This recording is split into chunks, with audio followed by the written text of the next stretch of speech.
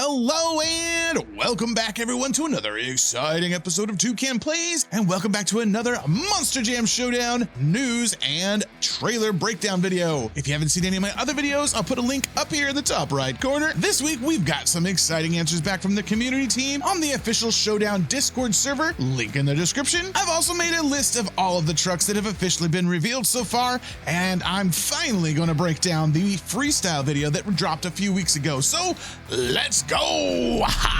Okay, now, for me personally, I actually really enjoyed this promo video, but let's take a quick look at some of the audience reactions.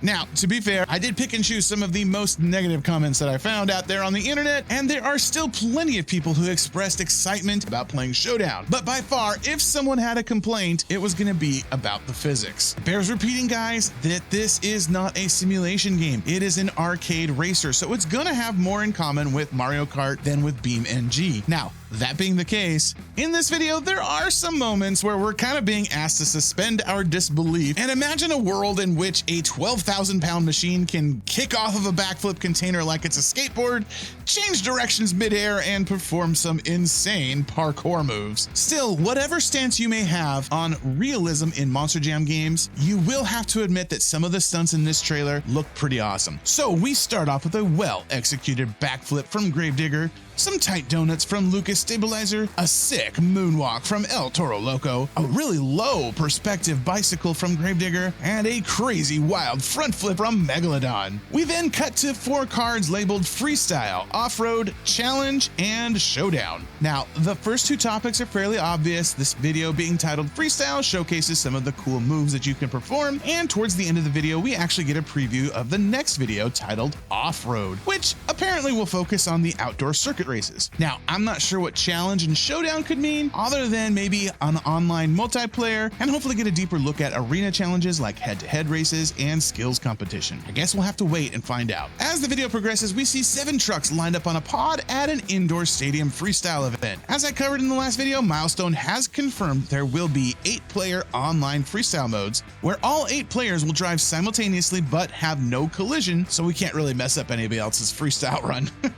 Gravedigger powers off the ramp, and we cut to him performing a wheelie, hitting the edge of a ramp, and pulling off a sick backflip. Is it realistic? No. Is it freaking cool? Yes. Okay, then we see Megalodon hit a small ramp, jump up, and basically do a kickflip off of a backflip container, which ends up turning into a very dramatic backflip. Now, up to this point, everything has all been in-game footage, as Michele Galetti, I think I said that right this time, executive producer and head honcho over at Milestone, pointed out in our first breakdown video. But these clips also have the benefit of some really cool custom camera angles, and I'm sure that the graphics have all been dialed up to 11. This shot of El Toro Loco, though, is definitely more like what we're going to experience in the game as we actually get to play it. El Toro Loco lines up for the backflip, executes it flawlessly, throws it into reverse attempting to get the moonwalk, but doesn't quite have the bounce needed to pop back up at the end. And I'm just going to point out here that the bounce physics do seem particularly stiff. Myself and others in the community have noted that there just seems to be no weight or bounce to the truck. This could be because of some of the driver assists that are in place. More on that in just a second. El Toro Loco immediately whips into a quick donut, and then he heads to a ramp and gets a crazy wild forward momentum front flip. And then we cut to Gravedigger, who executes a failed barrel roll, but then ends up on the sidewalls and manages to dramatically save it, ending up on all 4 BKT tires. Then we cut to Megalodon, who catches some big air, combos into a slap wheelie, and then slams those rear tires onto a ramp to pull off a copycat mad scientist front flip. Then we see Lucas Stabilizer pulling off a power wheelie here, and I definitely sense some driver assists going on in this clip. Myself and ADHD have speculated that there is a driver assist that prevents the truck from rotating past 45 degrees while performing a wheelie or a moonwalk. In this clip, you can actually see that as this truck hits the 45-degree mark, it stops abruptly and almost bounces back down. I'm going to assume that that's the case anyway, and hopefully we'll be able to turn off that driver assist come release. A few more clips later, we cut to Thunderoris as he slows to hit a ramp in a Colorado Extreme Freestyle map. The video narrator actually mentions that, and with the help of in-game aids, everyone will have a blast. And indeed, we see that Thunderoris performs a nose wheelie but never pitches over too far, due again to the aforementioned in-game aids. We then get a quick preview of the next episode, which looks to be covering outdoor circuit races. Nothing too terribly exciting in these clips, though on the Alaska map, we do get to see some snow in the air and water droplets forming on the camera lens. Since this is a custom camera setup, it's really hard to tell if this is an in-game weather effect or if it's something that they set up just for this promo video. Either way, I'm super excited for this next video to come out. Okay, let's talk about some of the exciting new info that came from the Q&A on the Discord. First question, will there be an XP system that improves truck performance over time? The answer is your profile will have an XP system that earns you skill points used to increase the benefits of the Monster Truck perks. Okay, so there's a lot to unpack in that answer. First off, it seems that individual trucks aren't going to be leveled up or gain improved performance over time, at least not the same way that they did in Steel Titans. Instead, it seems that your entire profile will level up over the course of your playthrough, and that your profile level is tied somehow to some sort of a perk system that does affect your trucks in some way. No details yet on what these perks are, and we haven't seen them talk about this perk system before or show them off in any of the footage we've seen so far, at least not that we know of. These perks might be something simple like, hey, a faster boost meter recharge, increased viewing range on the minimap, or it could just be points that we use to unlock new livery options. Or hey, since I'm completely speculating here, maybe it's something a little bit more drastic, like the undead fart ability or the overpowered defender shield from Steel Titans 2. For now, we can only speculate, and honestly guessing that since Milestone hasn't made a big deal out of this perk system before, it's not likely going to play a major role in the game. Still, it's nice to know that some sort of progression system exists, and I'm excited to get more details soon. Next question, will every truck have a livery option?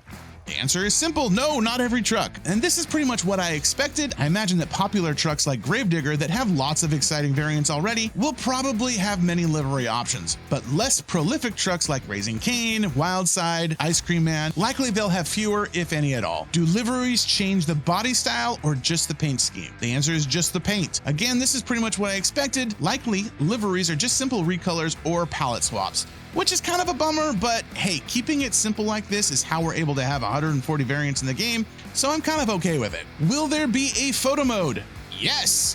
Oh, you know I'm stoked about this. Obviously, we don't know exactly what this will look like, but if it's half as robust as the photo mode in Hot Wheels Unleashed, I will be a happy guy. Will there be a gallery to show off your unlocked trucks? The answer is there is the collection and a garage to showcase them.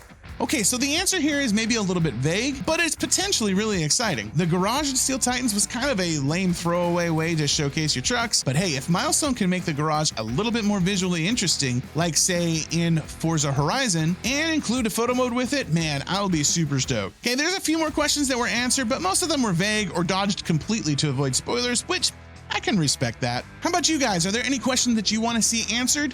Leave a comment and let me know, and I will try and get those answered in the Q&A section. All right, time for some speculation. Milestone has stated that Showdown will have 40 trucks at launch with 26 planned for DLC. Assuming that the 40 trucks will all be part of the base game, let's go over what we've seen in action so far. Number 1, Alien Invasion. Number 2, Avenger, Axe, Bakugan Dragonoid, also with a blue, what we assume is the Ice variant, Blue Thunder, Brutus, Crushstation, Dragon, Earthshaker, El Toro Loco, Excalibur, Gravedigger, Great Clips Mohawk Warrior, Higher Education, Ice Cream Man, Jester, Jurassic Attack, Kraken, Lucas Stabilizer, Max D, Megalodon, Monster Jam Stunt Truck, Monster Mutt Dalmatian, Northern Nightmare, Pirate's Curse, Raisin Cane, Shaker, Soldier Fortune, Son of a Digger, Sparkle Smash, Stone Crusher, Thunderoris, Velociraptor, Wildside, and Zombie. So that brings us to a total of 37 trucks that we've seen either in action or at the very least on the leaderboards. So we can probably assume that they're going to be in the base game. That leaves us with 3 left to be revealed for the initial release. Now, we also know of 5 more trucks that were listed at the bottom of the Monster Jam Showdown official website in an area where they just kind of listed off a bunch of trucks and their official copyrights. Those are Gravedigger the Legend, JCB Digatron, Soldier Soldier Fortune Black Ops, Whiplash, and Yeti. But that's 5 trucks. That would put us at 42. So we know that at least 2 of those trucks are either going to have to be DLC or included in the game in some other way. Now, Soldier Fortune Black Ops, to me, actually makes more sense as a livery option for the original Soldier Fortune, same as Dragonoid Ice. I honestly cannot imagine them not including Gravedigger the Legend or Whiplash in the base game. So assuming that that's the case, that puts our total at 39 and leaves us with Yeti and JCB Digatron as potentially options for the final spot. Now, I've been saying for a while that Digatron makes the most sense to me as a DLC truck, but as I've been making this video, I've actually been thinking twice about that. So here's the deal. Yes, Yeti is a cool truck. It's popular, and it'd be super fun to have an original Spin Master design on the roster. But is Yeti really first string material? If you're Feld, do you really want to see Yeti as part of your main roster? Or would it make more sense to have Digatron rounding out your all-stars? In fact, with Spin Master releasing the revamped Fire and Ice diecast series, it would actually make sense to have a Fire and Ice DLC starring Yeti, and hopefully Wildfire as well. This would be just like the first DLC for Steel Titans 1. Makes sense. It's fun to speculate, and truthfully, all of those trucks listed in the copyright, they may not even appear in the game at all. It could just be listed there as kind of like a boilerplate disclaimer. Who knows? I don't know how these legal things work. We also know about 4 of the upcoming DLCs as part of the pre-order bonus. That would be Big Kahuna, Backwards Bob, part of the Odd Couple DLC, and then Maximum Destruction and New Earth Authority Police as part of the Law and Disorder DLC. So that means that there are at least 20 more DLC trucks yet to be revealed. What do you think? Who's most likely to be revealed as part of a DLC? For my money, I'm betting on Max D 20th Anniversary, and honestly, I'm still holding out hope for Bad Company, although I know that there's some issues around that. I know there's been a lot of talk about Overboard and Monster Mutt Rottweiler, but we haven't really seen anything official come out about either one of those trucks yet. So until we see something from Milestone, it's all just speculation and rumor. Until next time, though, be sure to like and subscribe. Don't forget to check out the video that you see on your screen right now. And hey, we'll see you guys on the flip side. Later, everybody. Bye.